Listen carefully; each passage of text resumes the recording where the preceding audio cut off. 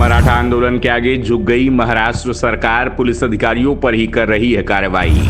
मराठा आरक्षण को लेकर महाराष्ट्र में शुरू हुआ बड़ा आंदोलन, फंसती दिखाई दे रही है शिंदे सरकार। बातचीत के जरिए समस्या का हल करने के लिए सरकार ने दिया प्रस्ताव के बाद भी प्रदर्शन जारी।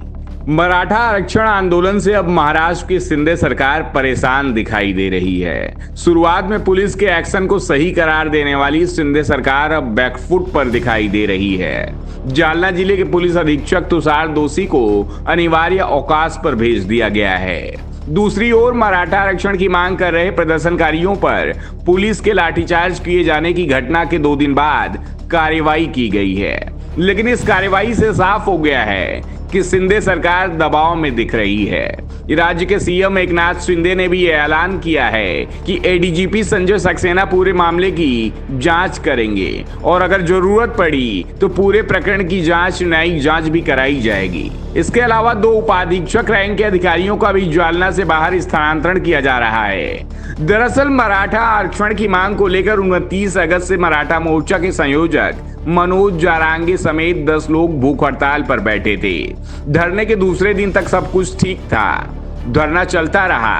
तीसरे दिन जारांगे के अनशन को समाप्त करने के लिए पुलिस ने रात के समय प्रदर्शन स्थल पर कार्रवाई की। जारांगे को हिरासत में लेकर हॉस्पिटल में भर्ती कराने की कोशिश की। पुलिस का दावा था कि जारांगे का स्वास्थ्य बिगड़ रहा है, उन्हें इलाज की जरूरत है, लेकिन पुलिस का स्वास्थ्य वाला हवाला लोगों को समझ आया। लोगों के भारी विरोध के चलते पुलिस को अपना कार्यक्रम बदलना पड़ा। इसके बाद फिर 1 अगस्त को पुलिस ने धरना खत्म करने के लिए उन्हें हिरासत में लेने की कोशिश की। इस बार भी लोगों ने जबरदस्त विरोध किया और जल्दी ही प्रदर्शनकारी जनता और पुलिस के बीच टकराव का कारण बन गए। दोनों ही ओर से एक दूसरे को निशाना बनाया गया।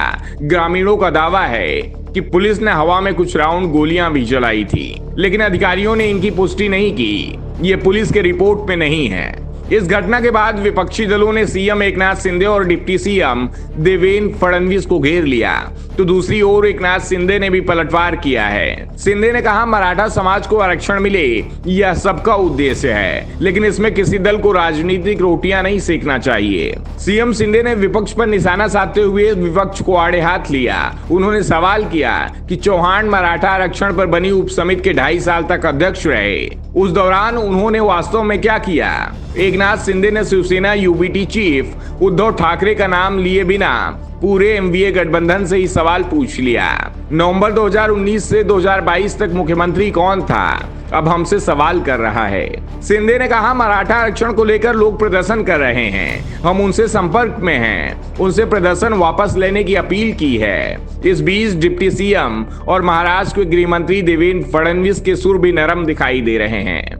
उन्होंने भी जारांगे को बातचीत के लिए बुलाया है। फडणवीस ने भी मराठा आरक्षण की मांग का समर्थन किया है। वैसे ये साफ हो चुका है कि इस मामले में पुलिस के सख्ती के बाद एकनाथ शिंदे सरकार पूरी तरह से बैकफुट पर दिखाई दे रही है। दरअसल सबसे बड़ा कारण राज्य में मराठों के दबदबे को लेकर है। महाराष्ट्र में मराठा समुदाय की आबादी करीब 28 से 30% है और ये वोटर आमतौर पर एनसीपी और शिवसेना के साथ रहा है। ये वोटर अकेले ही राज्य के आधे से ज्यादा सीटों पर निर्णायक स्थिति में है, इसलिए कोई भी दल मराठा समुदाय को नाराज करने का रिस्क नहीं ले पाता है और इसी के चलते मराठा आंदोलन को पूरे प्रदेश के फैसले से रोकने के लिए सरकार ने तुरंत ही आंदोलनकारियों की मांग पर विचार का आश्वासन दे दिया है।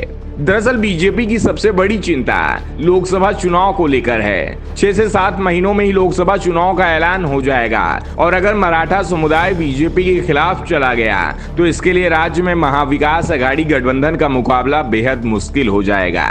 सरकार निर्णय क्या लेती है ये तो आने वाले वक्त में तय हो जाएगा। फिलहाल शिंदे सरकार का मराठा आंदोलन सिरदर्द बनता दिखाई दे रहा है।